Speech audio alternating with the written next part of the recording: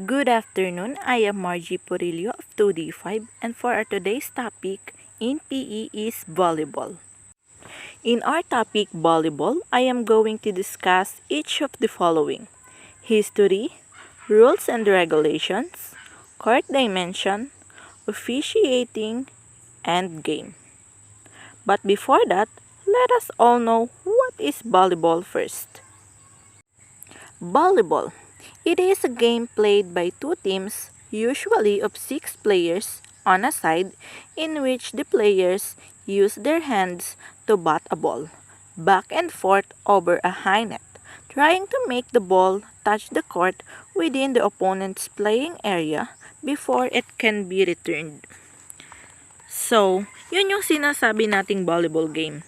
Nilalaro siya using our hands, of course. Next is history. History. Who invented volleyball? And why does game volleyball called as volleyball?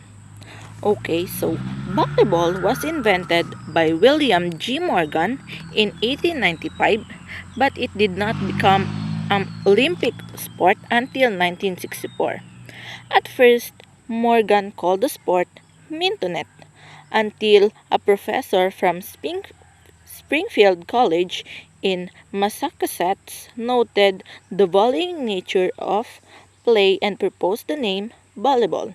So, in short, William G. Morgan is the one who invented the game, but he's not the one who named it as volleyball. Moreover, volleyball was introduced into Europe by American troops during World War I, when national organizations were formed. The Federation International Volleyball, or FIVB, was organized in Paris in 1947 and moved to Lausanne, Switzerland in 1984. International volleyball competition began in 1913 with the first Far East Games in Manila. During the early 90s and continuing until after World War II, volleyball in Asia was played on a large court with a lower net and 9 players on a team. The FIVB sponsored World Volleyball Championships for men only in 1949, for both men and women in 1952, and succeeding years led to acceptance of standardized playing rules and officiating. Volleyball became an Olympic sport for both men and women at 1964 Olympic Games in Tokyo. So, sa history pa lang, alam na natin na hindi lang siya sa iisang bansa nilalaro, kundi maraming bansa, kaya at the year 1964 sa Tokyo Olympic Games, naging isa siyang Olympic sport. Next, we'll proceed to the rules and regulations of volleyball. So, basic volleyball rules for playing the game. Una, kailangan 6 players sa isang team, 3 sa una, 3 sa huli. Then, maximum of 3 hits per side. Player may not hit the ball twice in succession. A block is not considered a hit. Next, ball may not be played off the net during a volleyball and on a serve. A ball hitting the line is in. So dito kaya importante ang lineman is kasi siya yung tumitingin kung in or out ba yung bola. Then out naman kapag the ball hits an antenna, the ball hits the floor completely outside the court, if it hits any of the net or cable outside the antenna, if it hits the referee's stand or pole, hits the ceiling above a non-playable area. It is legal to contact the ball with a part of a player's body. So dito, 'di ba napapansin natin na minsan yung pag-kick ng player doon sa bola gamit ang paa.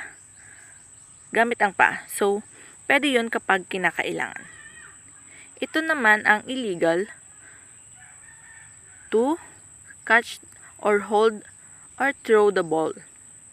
If 2 or more players contact the ball at the same time, it is considered one play and either player involved may make the next contact, provided the next contact isn't the team's score hit. So dito naman, kahit ilan daw yung magkaroon ng contact sa bola, basta hanggang 3 hits lang. Kasi sabi kanina, 'di ba? Maximum of 3 hits lang per side. Next is a player cannot block or attack a serve from on or inside the 10-foot line. After the serve, front line players may switch positions at the net. Ito kadalasan itong nangyayari sa game. 'Di ba yung pagsuswitch ng position? Bakit? Kasi minsan sa isang team meron talagang magaling mag-receive ng bola at meron ding hindi. So kaya minsan nagsuswitch sila at minsan din ay dahil gusto nilang dakdakan ang opponent upang magkaroon ng score. Sunod, at higher competition, the officiating crew may be made up of 2 referees, line judges, scorer, and an assistant scorer. Ito yung mga kailangang tao sa game, most especially yung referee, di ba? Next, when serving, stepping on or across the service line as you make contact with the serve. Failure to serve the ball over the net successfully. Contacting the ball illegally. Lifting, carrying, throwing, etc. Note, the result of violation is a point for the opponent. So dito naman is para sa pagsiserve ng bola. Touching the net with any part of the body while the ball is in play. Foul yun. Pero kapag the ball is driven into the net with such force that it causes the net to contact an opposing player, walang foul na itinatawag sa'yo. Then, diretso na ang laro.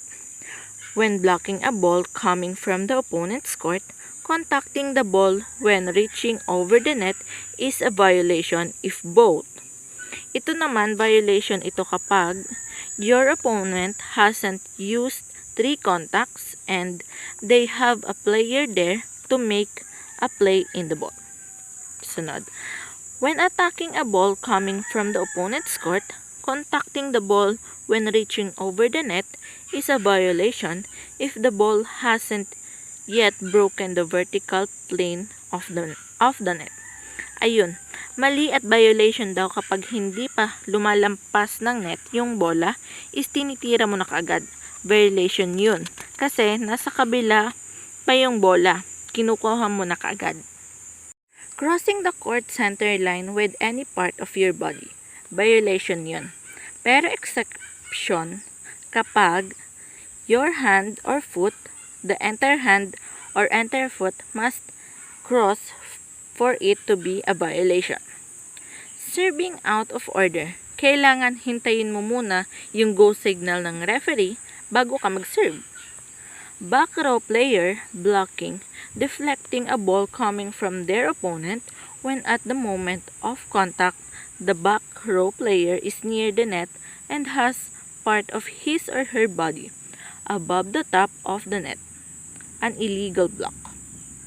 Back row player attacking a ball inside the front zone, the area inside the 10-foot line, when at the moment of contact, the ball is completely above the net. So, illegal attack naman yun.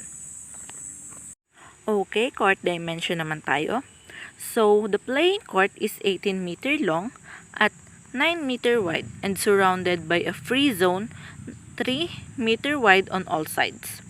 While yung space naman sa taas ng ating playing area or yung tinatawag nating free playing space, ang minimum niya is 7 meter high mula dun sa playing surface. Sa playing surface naman is dapat flat, alangang lubak-lubak, di ba? Then dapat light color para hindi masilaw yung ating player. Then para dun sa line ng court, required color is white. Other different colors are required for the playing court and free zones. Sa line markings naman tayo. All lines on the court are 5 cm wide and are light color, different from the color of the floor.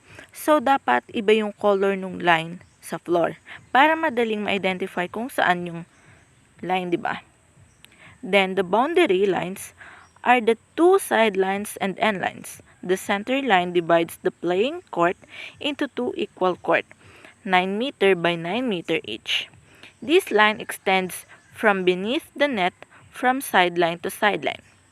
On each court, the rear edge of the attack line is drawn 3 meter back from middle of the center line and marks the front zone. Next is zone areas. The front zone on each court is limited by the axis of the center line and the rear edge of the attack line. The front zone extends beyond the sidelines to the end of the free zone. Ang sukat naman ng service zone ay 9 meter wide area behind each end line and extends to the end of the free zone. It is 15 cm long and drawn 20 cm behind the end line as an extension of the sidelines. And the substitution zone extends from both attack lines to the scorer's table. The libero replacement zone is part of the free zone on the same side as the team benches extending from the attack line up to end line. A penalty area, 1 meter by 1 meter, is located in the control area outside of the end lines. Okay, sa nets and posts naman. Para sa mga lalaki, 2.43 meter high ang net.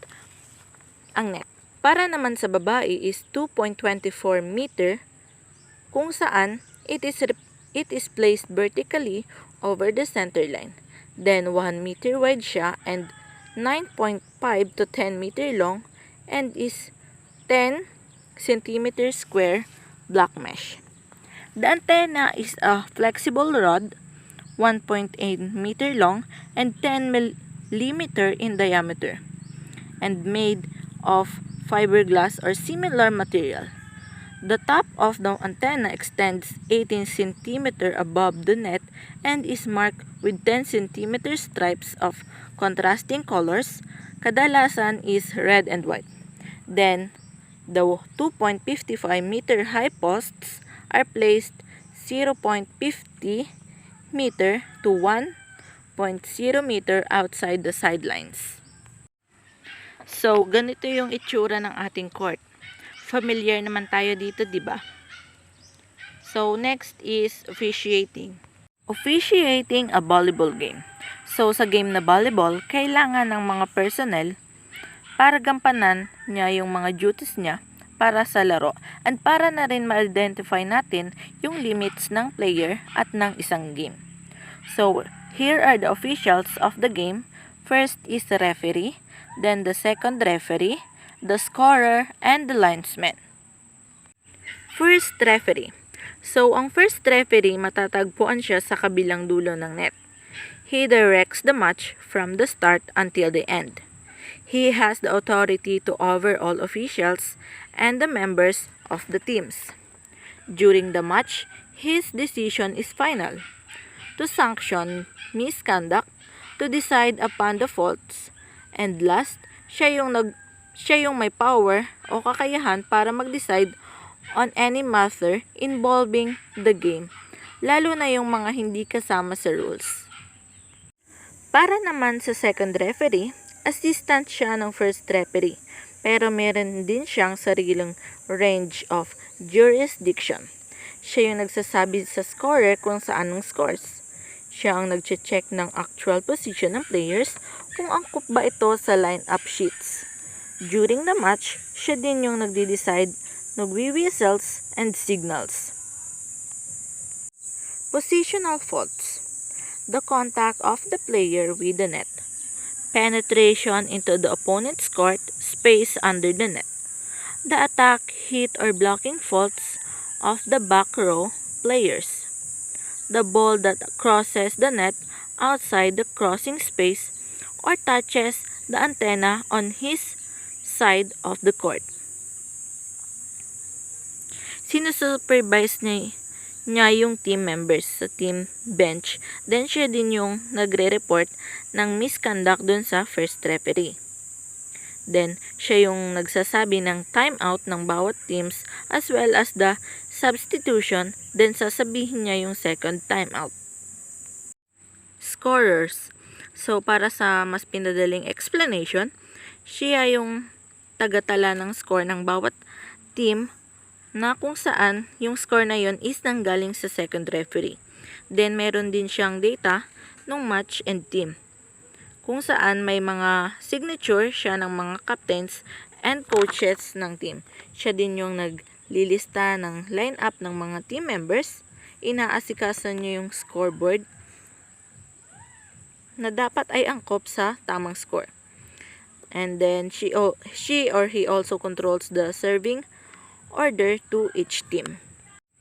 She records the timeout and players' substitutions, notifies the referees of a request for interruptions that is out of order, announce to the referees the ends of each sets, records the sanctions, warnings, and penalties, record the final result.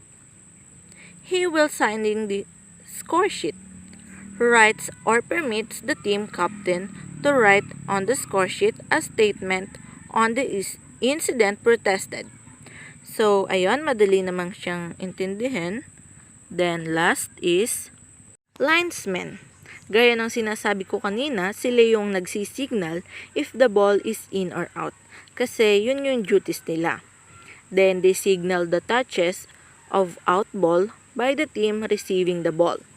As well, they signal when the ball crosses the net outside the crossing space, touching the antenna. Sila din yung in charge to the end line signal the foot faults of the server. And lastly, kapag nire-request ng first referee na ulitin mo yung signal, dapat mo siyang ulitin. And that's all. Thank you for listening.